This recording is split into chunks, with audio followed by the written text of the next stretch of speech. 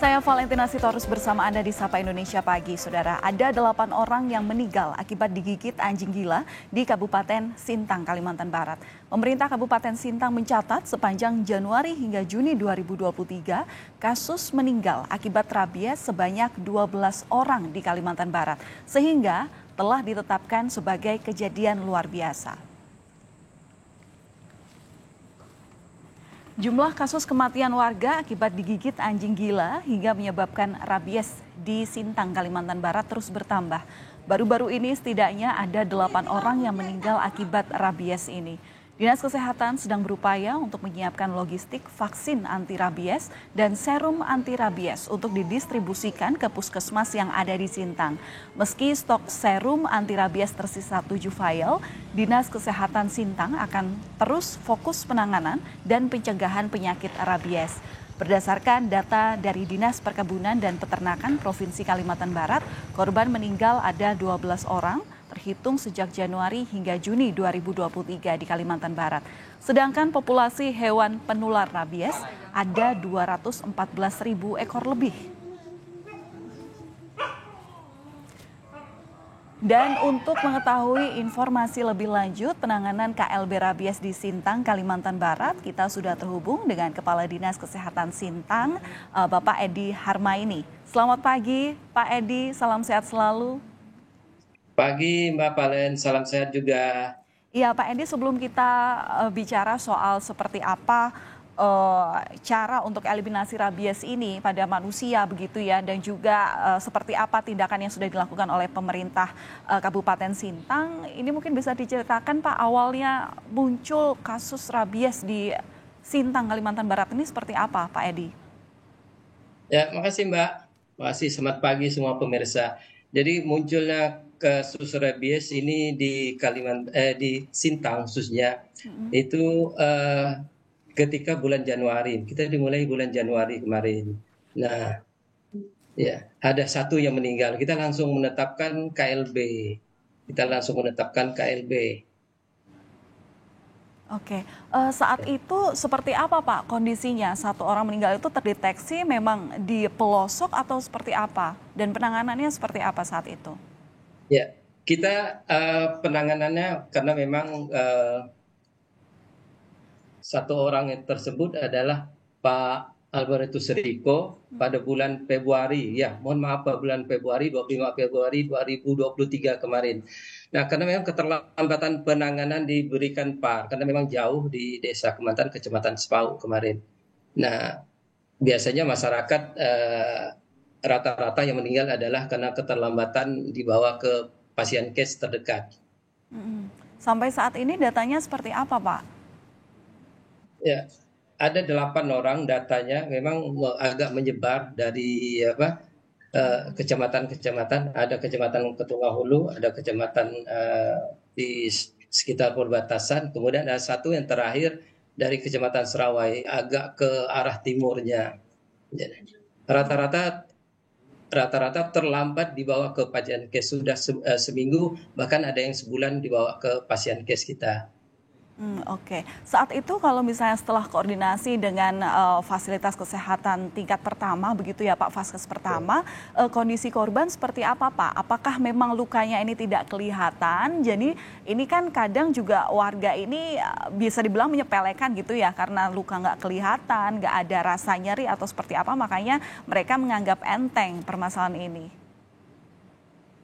Iya, biasanya masyarakat menganggap enteng karena sudah terbiasa. Karena dari kasus gigitan di kita kan ada 311 gigitan ya. Nah, mereka menganggap enteng terkait hal tersebut karena sudah terbiasa. Biasa kan anjing itu hewan yang rumahan di kita. Nah, jadi keterlambatan itulah yang menyebabkan mereka sehingga meninggal ada 8 orang. Oke, Pak Edi, lalu kemudian terkait dengan pengobatan, antisipasi utamanya untuk eliminasi kasus rabies di Kabupaten Sintang, ini seperti apa persiapan logistik vaksin ataupun juga serum anti rabies di sana? Ya. Terkait penanganan rabies di Kabupaten Sintang kan kita setelah ditetapkan KLB kan kita ada 2 SKPD besar yang menangani. Ada 2 SKPD, yang pertama Dinas Pertanian dan Perkebunan, khususnya bidang peternakan. Mereka melakukan, teman-teman dari bidang peternakan melakukan vaksinasi ke beberapa kecamatan, khususnya kecamatan yang sudah terdampak, ada yang meninggal. Nah, kita coba lokalisir terkait dengan anjing, sudah melakukan vaksinasi. Saya kurang tahu jumlahnya berapa terkait dengan itu, tapi teman-teman sekarang sudah uh, berjibaku lah di lapangan dengan kondisi alam, kondisi infrastruktur dan segala macam. Nah, itu dari SKPD-nya terkait anjing. Tapi kalau kami dari Dinas Kesehatan, kita yang pertama sudah kita mendistribusikan PAR maupun SAR ke seluruh pasien kes yang ada. Ada 20 kesmas kita lakukan distribusinya. Itu yang pertama. Lalu yang kedua, kita juga selalu koordinasi, minta kepala Puskesmas untuk melakukan koordinasi langsung dengan desa, dengan tokoh masyarakat terkait dengan tata cara atau SOP setelah digigit anjing. Misalnya gini, apabila tergigit, kita langsung mencuci dengan air bersih, air mengalir selama 15 menit, diberikan sabun, kemudian diberikan obat antiseptik. Setelah itu cepat-cepat kita lakukan PAR untuk ke pasien kes terdekat. Itu biasanya kita. Kemudian selanjutnya adalah kita memasang baliho, poster atau pembagian leaflet. Kita melalui masjid, kemudian melalui gereja, rumah-rumah ibadah, kita gencar melakukan promosi seperti itu, promosi kesehatan seperti itu. Itu yang kita lakukan ke lapangan di sini sampai ke tingkat yang paling bawah. Iya, Demikian. penyisiran kemudian sosialisasi ini gencar dilakukan ya Pak ya. Tapi kalau dari Kabupaten Sintang ini koordinasi dengan pemerintah provinsi seperti apa? Utamanya ini kan KLB ini sebenarnya memang tidak hanya terjadi di Kalimantan Barat saja, tapi juga kita bisa belajar dari daerah-daerah yang rawan terkena KLB penyakit rabies ini. Misalnya Bali itu tuh bahkan mengadakan vaksin rabies sendiri Pak, tidak mengandalkan dari pusat, tapi juga di Bali ini punya anggaran khusus untuk vaksin rabies hewan dan juga manusia. Nah, ini koordinasinya seperti apa Pak? Supaya ya memang nanti untuk serum ataupun vaksin yang disediakan hingga ke vaskes tingkat pertama ini mencukupi.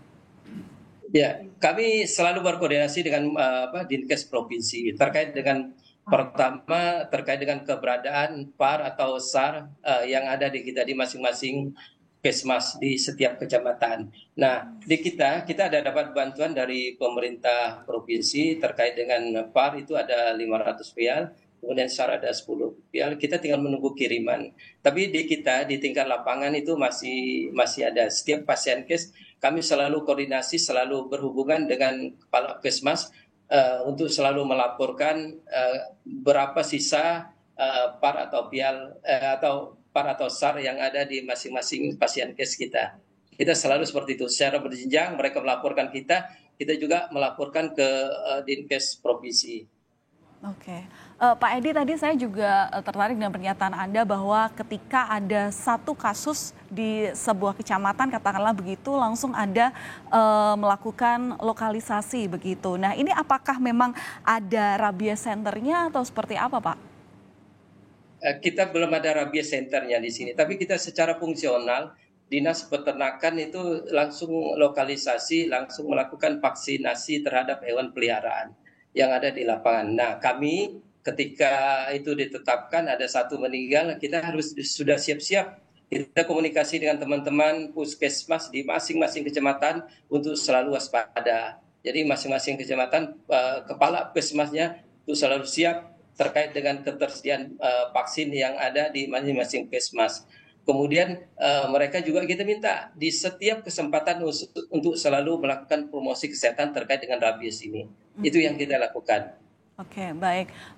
Pak Edi, untuk eliminasi penyakit rabies ini yang jelas penularannya dari hewan begitu ya Pak. Apakah hewan-hewan yang berpotensi terkena rabies ini dimusnahkan atau ada pengawasan tersendiri Pak? Pengobatannya seperti apa?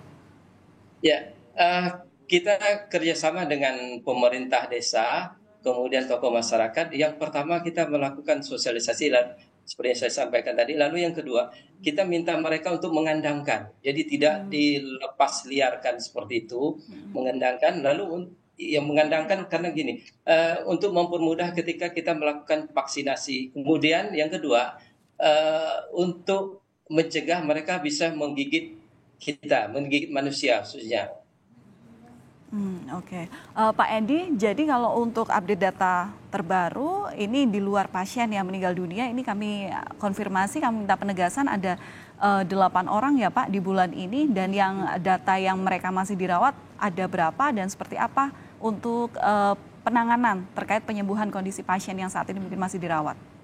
Ya, nggak ada yang dirawat Mbak. Jadi ada 311 gigitan, 8 yang meninggal, nggak ada yang dirawat. Jadi rata-rata 303 orang itu kondisinya baik-baik saja. Artinya sudah kita berikan VAR atau SAR-nya dari gigitannya. Oke, Pak, apakah ada imbauan kepada masyarakat, utamanya di wilayah Sintang, apabila memang nanti ada kecurigaan dari mereka, kekhawatiran begitu ya, apalagi ketika mereka yang punya memelihara hewan-hewan yang rentan terkena rabies, seperti apa supaya nanti bisa cepat ditangani oleh Vaskes, fasilitas kesehatan, kemudian juga tidak terlambat. Adakah imbauan, Pak Edi? Ya, yang pertama dari aspek kesehatan ya, ketika terjadi gigitan, masyarakat harus mencuci tangan yang kena digigit, yang bekas gigitan itu di air yang mengalir selama 15 menit. Kemudian diberikan sabun, dicucinya dengan sabun, karena memang virus rabiesnya rentan akan mati dengan sabun. Kemudian diberikan antiseptik, kalau memang bisa tersedia diberikan antiseptik. Lalu yang ketiga adalah segera ke paskes terdekat untuk diberikan VAR. Itu terkait dengan penanganan pasca gigitan. Lalu kami sampaikan kepada seluruh masyarakat Kabupaten Sintang khususnya agar mengandangkan hewannya untuk sementara, karena memang kita dalam posisi KLB, hewan semua didata, dikandangkan, kemudian nanti mempermudah kita untuk melakukan vaksinasi. Karena tim dari dinas pertanian dan perkebunan khususnya bidang peternakan sedang gencar melakukan vaksinasi di lapangan. Jadi tidak usah khawatir terkait dengan hewannya, karena memang ketika divaksinasi, setelah divaksin hewannya bisa daya tahan terhadap rabies. Jadi demikian Mbak. Jadi itu mohon dukungan semua stakeholder yang ada untuk lebih waspada terhadap rabies. Iya, upaya untuk mengeliminasi virus rabies ini tentunya juga tidak hanya dilakukan oleh stakeholder terkait ya, tapi juga ada bantuan yang dibutuhkan dari masyarakat, utamanya adalah mereka yang rentan ataupun yang memiliki hewan yang rentan terkena rabies. Terima kasih informasinya Pak Edi Harmaini selaku Kepala Dinas Kesehatan Kabupaten Sintang sudah berbagi informasi bersama kami. Semoga kasusnya segera bisa reda ya Pak ya, dan pengobatan ataupun juga apapun upaya yang dilakukan ini bisa berjalan lancar dan sesuai dengan target utamanya. Terima kasih Pak Edi, kita bertemu lain waktu. Terima kasih Mbak.